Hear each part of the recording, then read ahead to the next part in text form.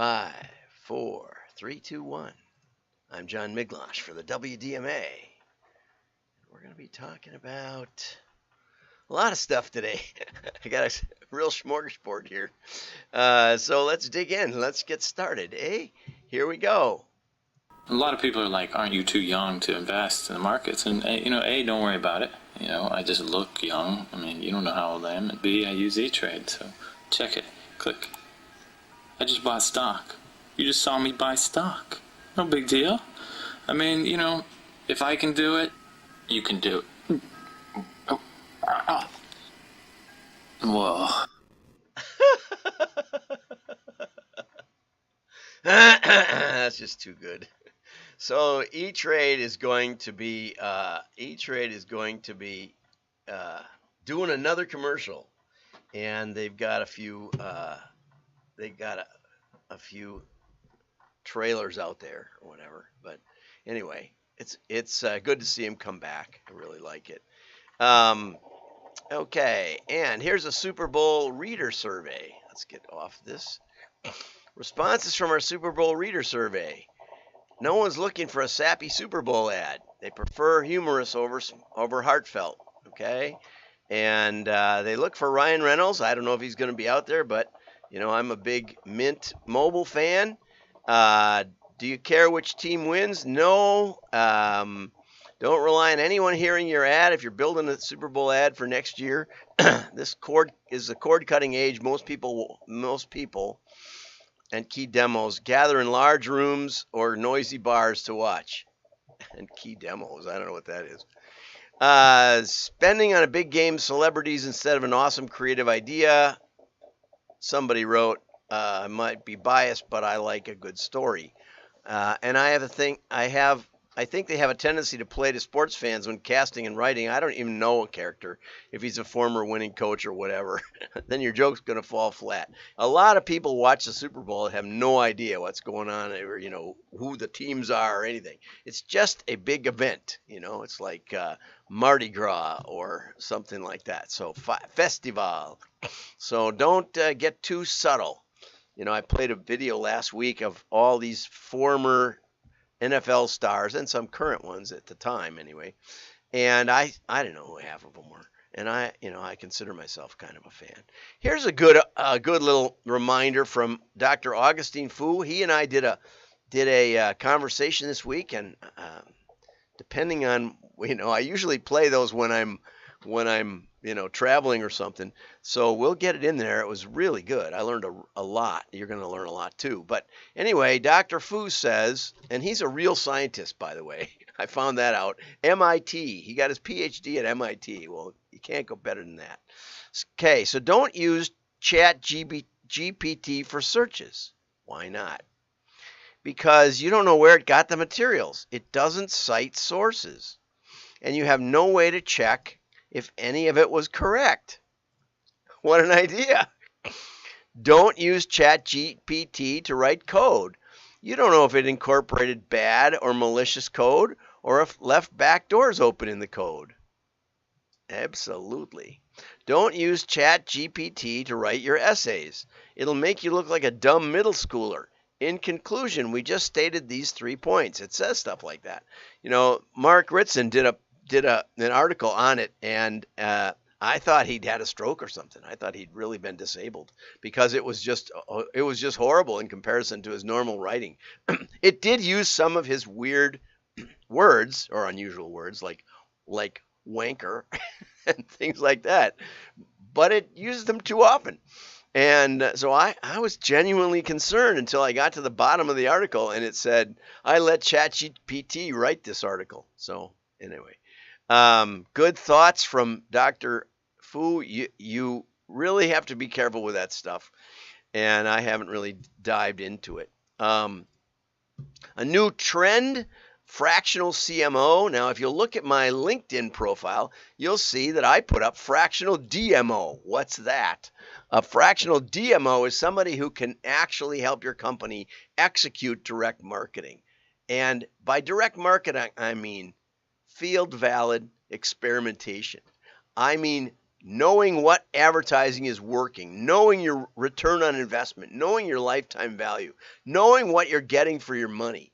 So if you're a CFO and you'd like to have some control over the marketing lunacy, I highly recommend you get a fractional DMO, and you can call me here, 262-442-9994. My phone number is at the bottom, or john@wdma.org. And this is a really well thought out article. Richard Sanderson. There's a firm that basically just supplies CMOs, fractional CMOs, chief outsiders, it's called, and or you can do it yourself. And Deborah Fell is at that company. Christine Ford went out on her own and just said, I want to do 20 hours a week. Okay, it's not far from extended consulting. I've done this many times with many companies, and usually we see 50-100% growth, something like that, over a couple of years. So if you really want to grow, get a DMO. There you go. If you really want to grow, get a DMO. Okay, avoid mail fail. This is from a while ago. I think I actually did cover this back in 2021, but it's by Jeff Tarran at Gunderson Direct, my friend Jeff, and it popped up on LinkedIn yesterday, and I tagged it. 8 killer mistakes that can threaten the success of any DM program. And one of the things you're buying, when you're buying a DMO, is you're buying a track record of failure. If you're thinking of hiring somebody, ask them about their biggest failures. I have a long list, partly because we split test. So every failure teaches us something, and oftentimes there's another panel, which is a great success because we avoided the great failure with 100% of the mailing. Okay, so look for and ask about DM failures. Okay, that's why you get people with experience. Okay, so the first one is unreal expectations, and a lot of that's driven by this tendency in these articles about direct mail and such to give you response rates, to give you average order sizes, to give you the levels of engagement. You need to test. That's what you need to test offers, data sets. And one of the keys in testing is you need to test broadly enough at the beginning. You don't want to assume you know who the market is, because oftentimes there's another market that's as big or bigger that you had overlooked. So if you hone in and you say, well, we just want to target right down this, we only want to mail it to people who are going to buy. It's a huge mistake, especially when you're getting started. Direct mail can teach you things if you let it, if you have broad enough tests. And again, it's an art form, knowing how big to make the test, how varied to make the test. There's actually like a pyramid of learning that you can execute in direct mail testing. Trying to learn too much at one time. Same kind of thing, right? Same kind of thing. You test too broadly, you get no results. Okay? Test what you believe to be the most important response levers first. And the caveat there is that there's some things that they're too important to test. Things that you already know. Is there a response device, right? Is there a benefit? Is there a call to action? Right? And I've seen those things left out when people are focused so much on, well, where am I testing? What is, and how, and, you need a big picture in testing also. Tracking the wrong success. Well, of course, right? And a lot of mailers, I'm not talking about the digital guys. I'm talking about mailers. Test things like return on ad spend, like the top dollar sales divided by the spending by the ad expense. We tend to want to get to EBITDA. We want to tend to put in an overhead per order. We want to put in overhead for the marketing department, right? We want to put in overhead for shipping and handling, right? We want to put in the cost of goods. Because if you're making millions in sales, but you're losing money on every sale, you're not going to make it up. Okay. Direct mail is a top of funnel channel, but the end of the goal is ROI based on conversions. The early stages in the goal should be to generate leads. It's very difficult, and I can show you this. I have interactive spreadsheets that show you how difficult it is to make money in a two-step program. If you can figure out a way to sell in one step, it's so much more efficient. Plus, a lot of times what you do to generate a lot of leads will generate leads that aren't going to qualify, that aren't well qualified and will not convert. So whatever you spend in a cost of follow-up for the lead can eat you alive, right? What you want. And so sometimes, the most effective two-step program is something that doesn't give all the information and doesn't generate a lot of leads for that reason, but they convert at a high rate. Things to keep in mind. Poor or biased attribution. That's especially a problem today when you've got multiple channels all working in an interactive way. It's not wrong to have multiple channels. One advantage of direct mail is there's enough engagement that we can do holdout testing. Okay, and so we can actually do matchbacks and hard attribution. It's really tempting to do the easy cookie. But what happens is that someone gets your mailer and then goes to your website, maybe doesn't order, sets the mailer aside, decides to save it and act on it. But when they come back to the website, now they have a cookie, and now they're attributed to the direct marketing, to the digital marketing cookie that got them there. Okay, rushing the process. Right, it takes time.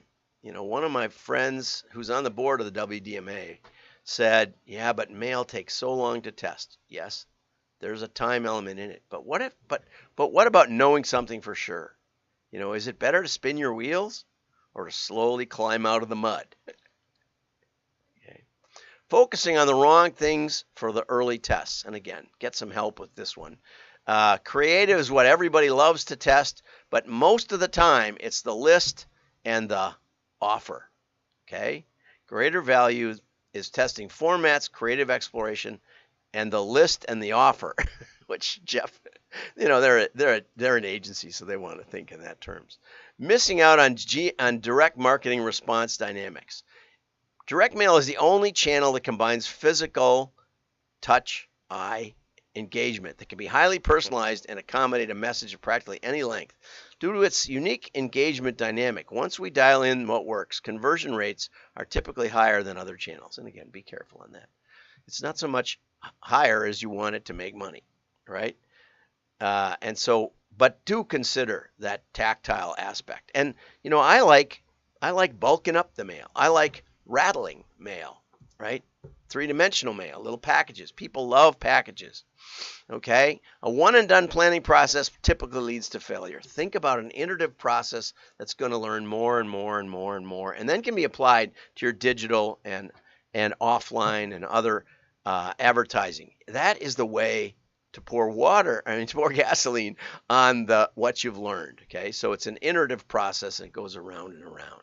Okay, well, thank you for that, Jeff. And tomorrow we're going to talk Ritson, and he's got a humdinger for us. So hang on, like and share. And I want to thank the people that have been sharing. I've been getting a lot more shares lately, and that really seems to help the impressions. I don't know what a LinkedIn impression is, but thank you for watching, liking, but especially thank you for the shares. Have a great day.